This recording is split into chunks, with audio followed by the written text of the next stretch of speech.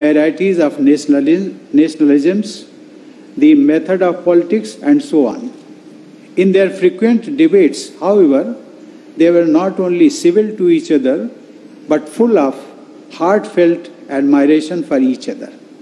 That is why these debates generated not heat, but light, illuminating the facets of our national existence.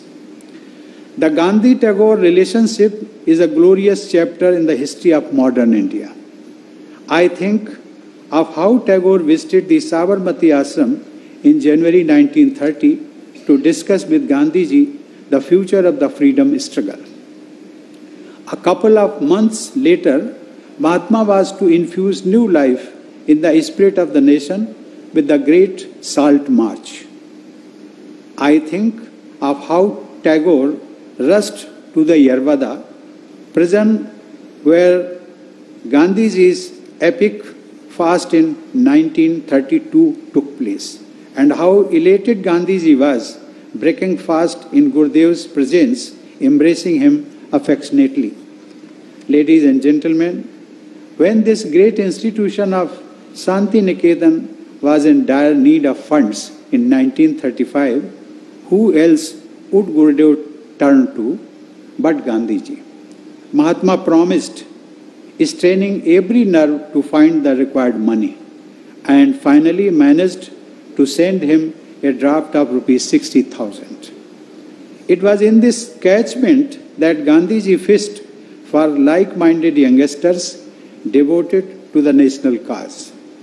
It was here, during the first visit itself, that he found lifelong colleagues like Kaka Saheb Kalelkar and Acharya Kripalani. Not surprisingly, when Gandhiji founded a national university in Ahmedabad, the Gujarat Vidyapeeth, the two persons he most relied upon were originally Shanti Niketan dwellers. They were Kaka Saheb and Kripalani ji.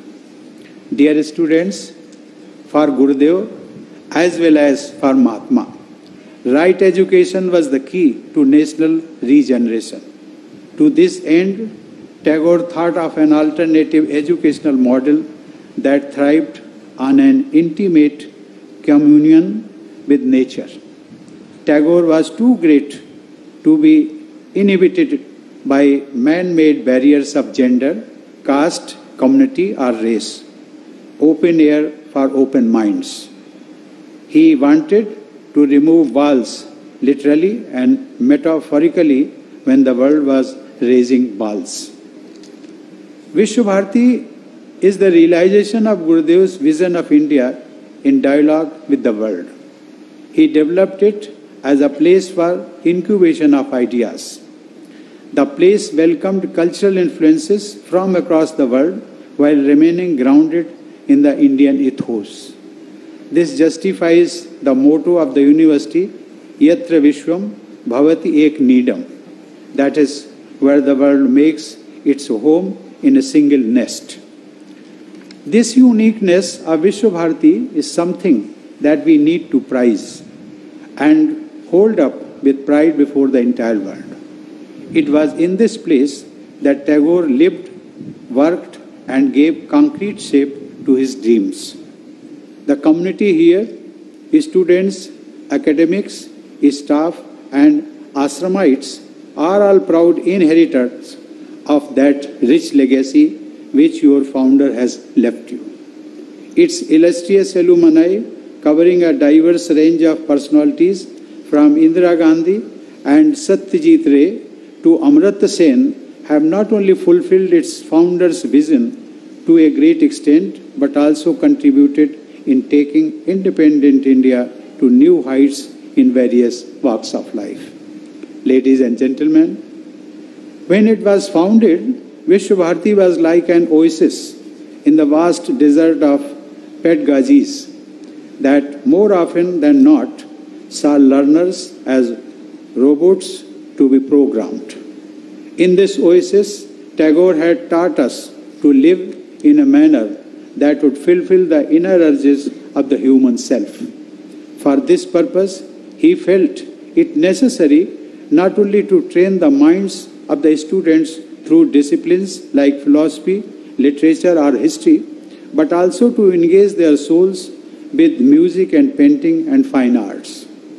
Given the pragmatic needs, there was a space for agricultural students too.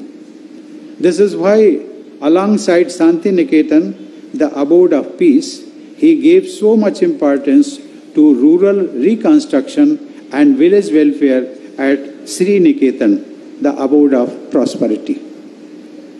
In an age which defined mercy,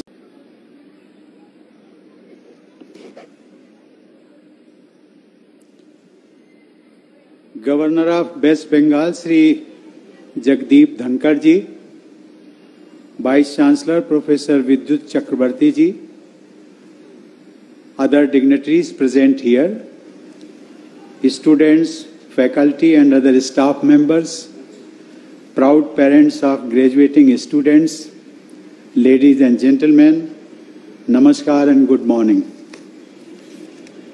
At the outset, I express my deepest condolences for the loss of life caused by Cyclone Bulbul. My thoughts and prayers are with those affected.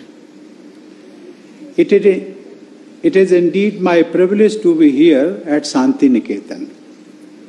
This is one of those blessed sites that reimagined our civilizational values that define India. This is the place that infused new energy in our national life. Thus, I come here not only as the visitor or Paridarsak, but equally as a humble pilgrim and a seeker for the answers to our eternal quest for wisdom. I bow to the founder of this great seat of experiments in learning and living.